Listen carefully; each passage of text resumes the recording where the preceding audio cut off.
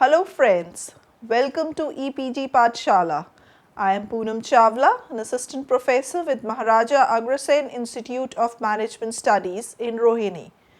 Today, we are going to discuss on the interesting subject of special issues in training and development, and this is first part of the series. The inclusions of the module are Introduction, training issues resulting from the external environment, training issues related to the internal needs of the organization, followed by the summary.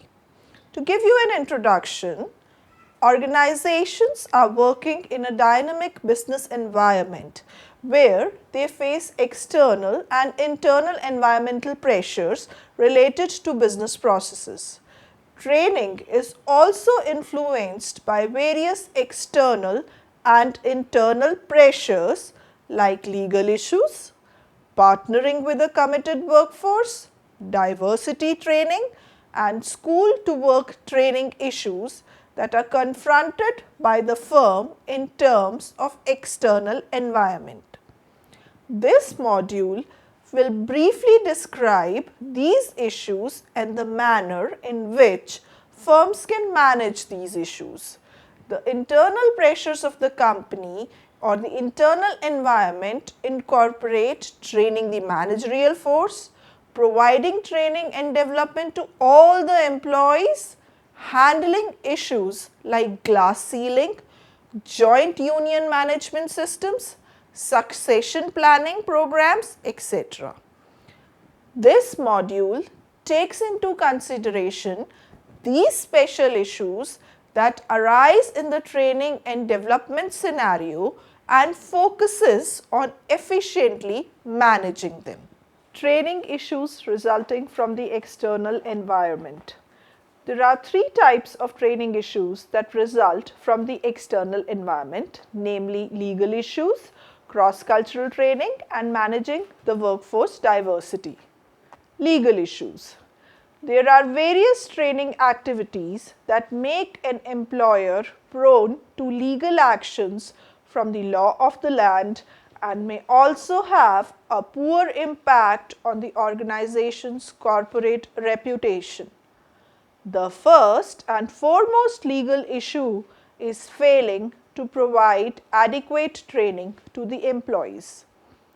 It is mandatory for the organization to highlight that the workforce has not only adapted to the newer methods learned through training, but is also complying with the same for enhanced efficiency. The recent corporate scandals have also led to evaluation of quality of training that is being imparted to the employees and make them understand the manner in which rules and regulations of the firm work. Another legal issue that can be prompted is on-the-job training and simulation, which involves use of work tools and equipments, and if any injury takes place during the training session, it is necessary for the organization to pay the salary and also offer financial settlement for the injury caused. Thus, to avoid such a situation, it is necessary that managers must ensure that employees should be aware of the consequences of using the equipment properly, and they must be made aware of using the safety equipments for best results.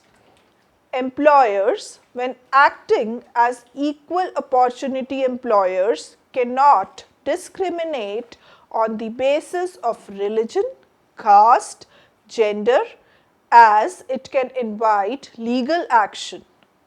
It is necessary to mention that people with physical disabilities must also not be discriminated during a training session, as this comes under a legal offense.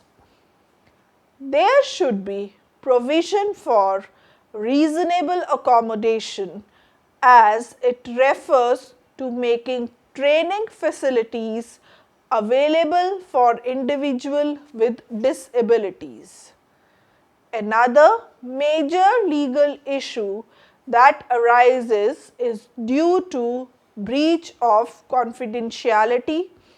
The managers must ensure that they place correct information in the files of the employees, as it may be used for their promotion or salary decisions, and wrong and inaccurate information can invite legal action.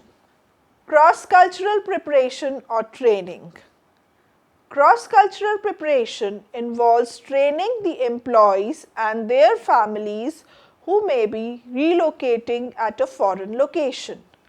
It is necessary to train the expatriates because they must understand the business practices and cultural norms of various countries.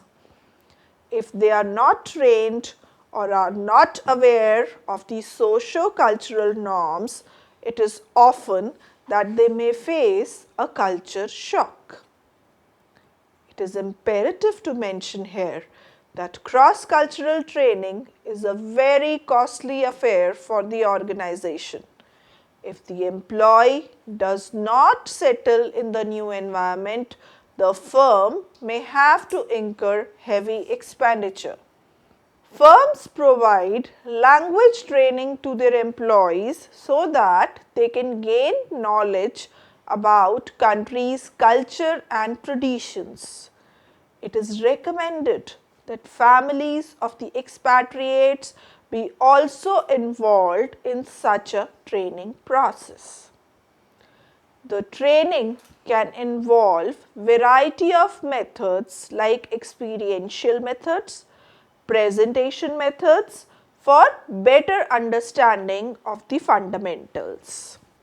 On-site training is also provided to expatriates in the host country, and continuous mentoring programs or hand-holding is provided to them so that they can understand the culture and customs of the country. Proactive organization also offer workshops related to stress and anxiety to expatriates, as many of them face this problem in the host country nations, and continue support from the foreign subsidiary is necessary for the successful tenure of the expatriate. If the spouse of the expatriate is working, it is necessary to offer career counseling program to them so that they can also establish a niche for themselves in the host country. The job of cross-cultural training does not end here. Repatriation, which is another important exercise and completes the circle of expatriation, means preparing the expatriates for the return to the parent organization from the foreign assignment. There might be high level of stress and anxiety in the minds of the expatriates and their family, as they may have lost their usual presence in the company, and their colleagues might have moved ahead, leaving them with a feeling of loneliness and going through the process of readjustment. It is necessary that employees should be prompted to manage the repatriation process, or the re-entry shock may increase. Thus, to avoid such a situation, the organization can act as facilitators for the expatriates who may feel undervalued in the home country. Mentoring is another brilliant technique that can be used by the company, as the mentor can facilitate the change smoothly and can also help in solving the issues faced by an expatriate.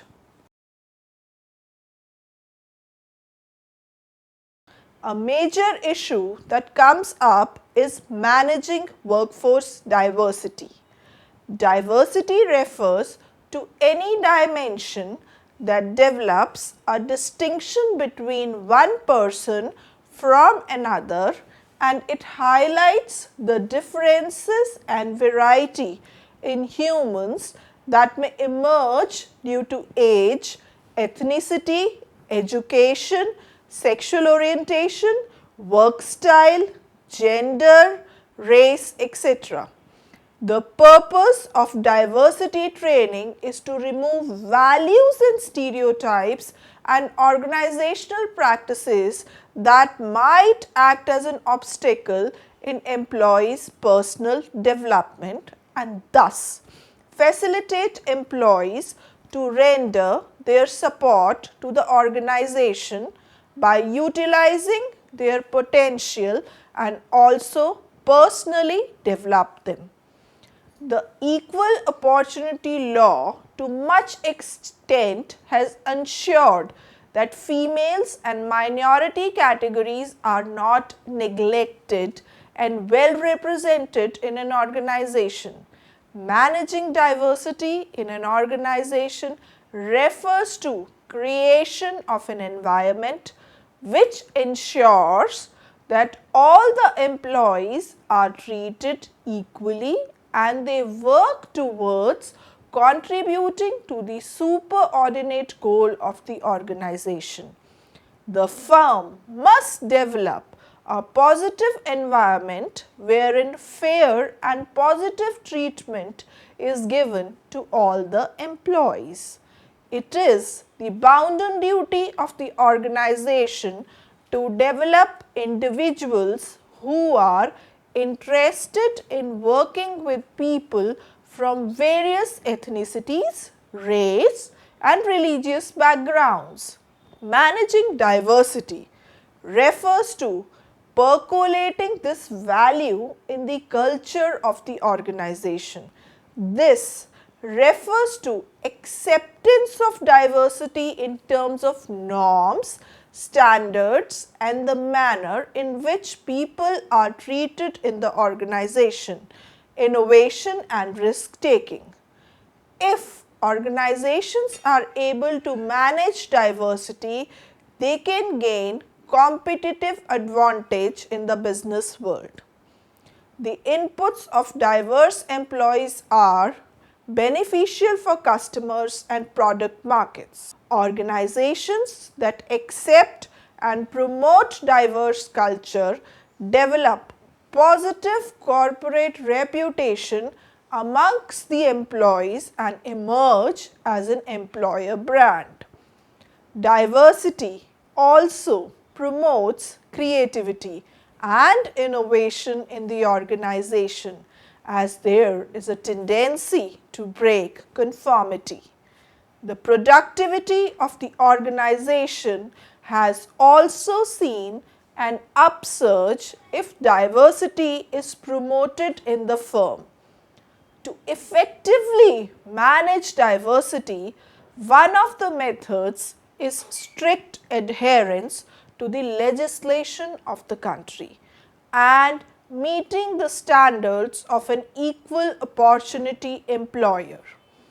Another usable method of managing diversity in the organization is affirmative action as a strategy, because the firm can ensure that employees need to understand the manner in which their diversity and stereotypes affect people of other caste, gender or religion.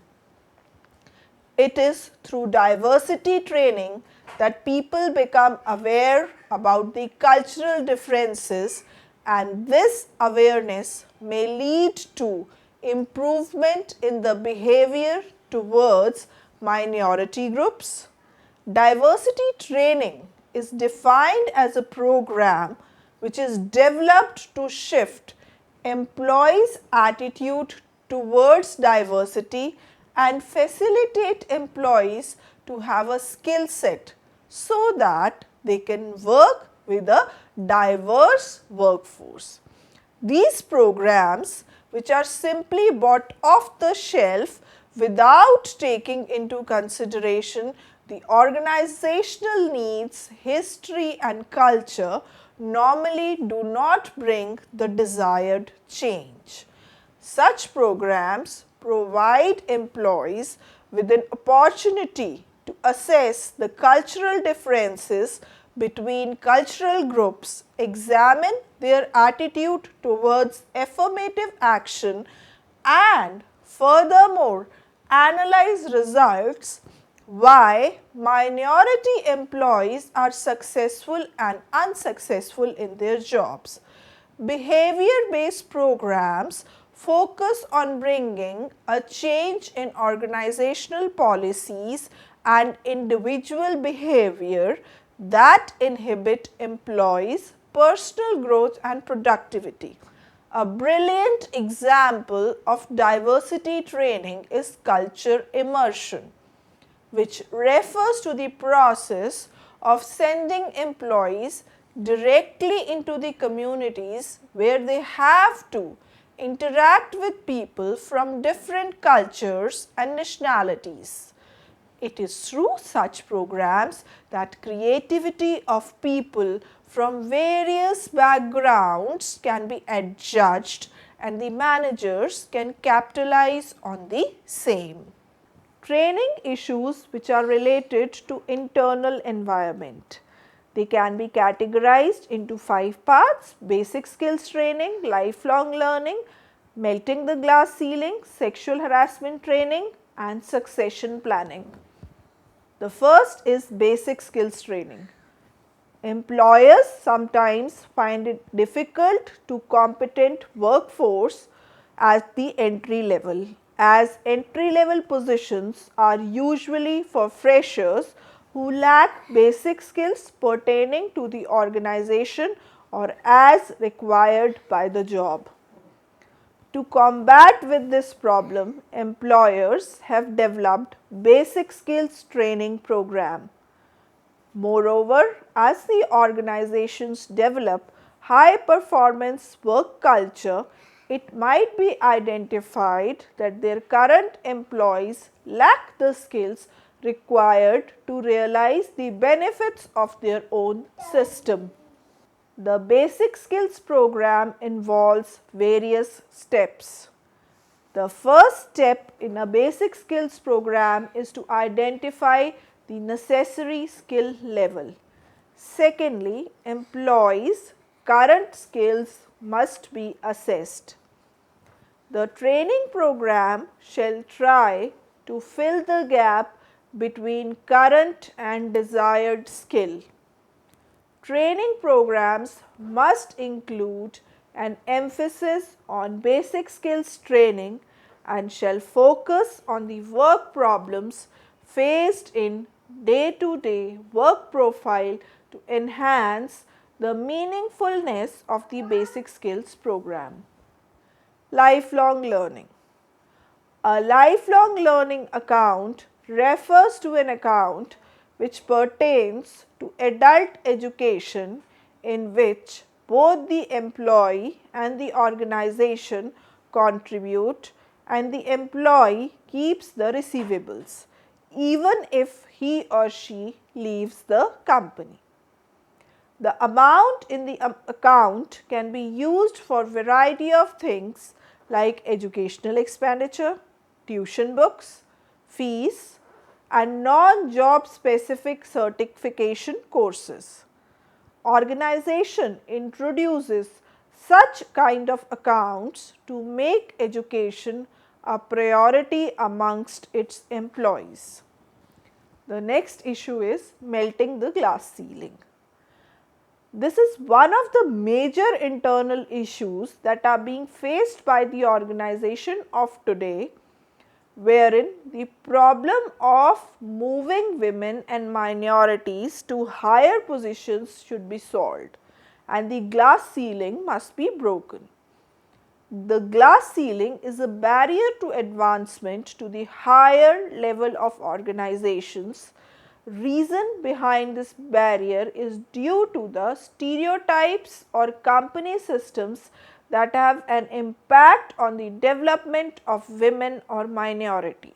The reason for existence of glass ceiling is poor training and development programs, poor developmental job experiences.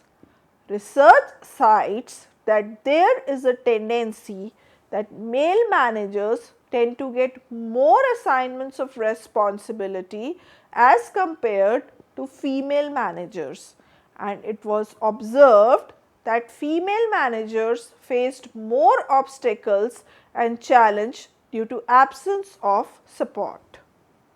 It is necessary to provide career encouragement to females as it tends to boost their morale and help them in moving towards higher positions. Managers who are developing assignments must keep a check whether they are influenced by gender biases or stereotypes. Many organizations have adapted mentoring as a useful to manage a diverse workforce and melt the glass ceiling by using mentoring programs to make sure that women and minorities gain the skills and visibility to move in the higher positions. The greatest benefits that can be derived from the mentoring program is that mentors and mentees feel comfortable with each other and can share experiences and ideas for meeting organizational objectives. Sexual harassment training.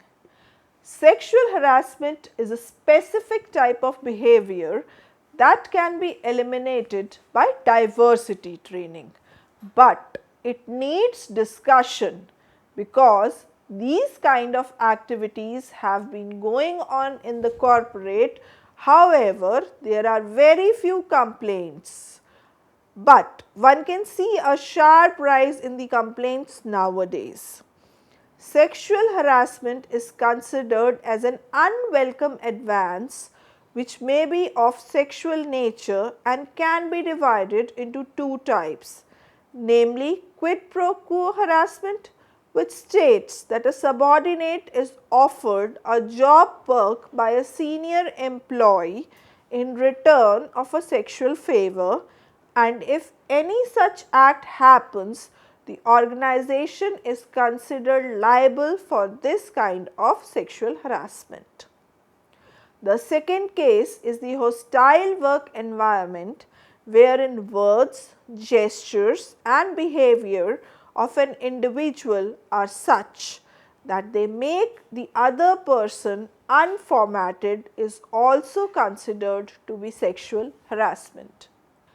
There are various effective strategies that are required for dealing with sexual harassment, wherein the first and foremost being development of a sexual harassment policy in which it should be made clear that organizations are not going to accept sexual harassment and those found guilty of sexual harassment shall be severely punished.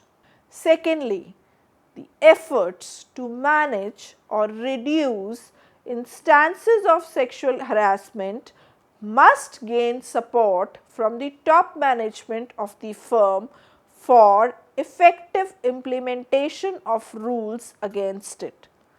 It must be evident that serious views of such activities shall be taken in the organization.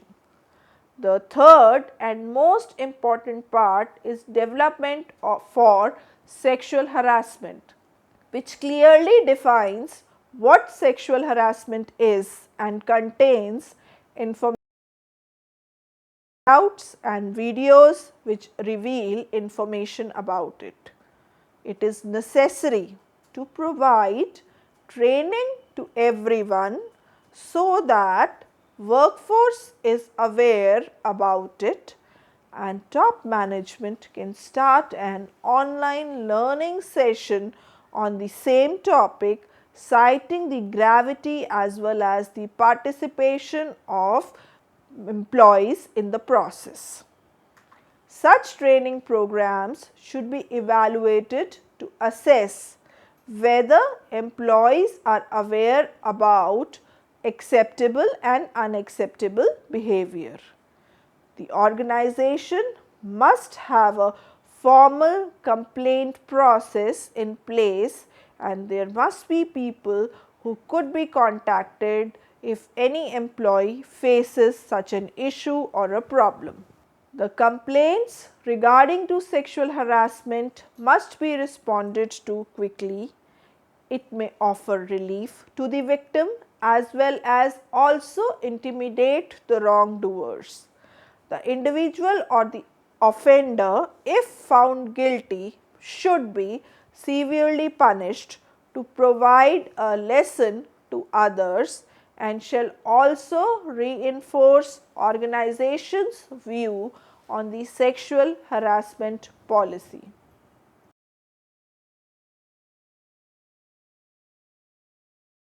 Succession planning.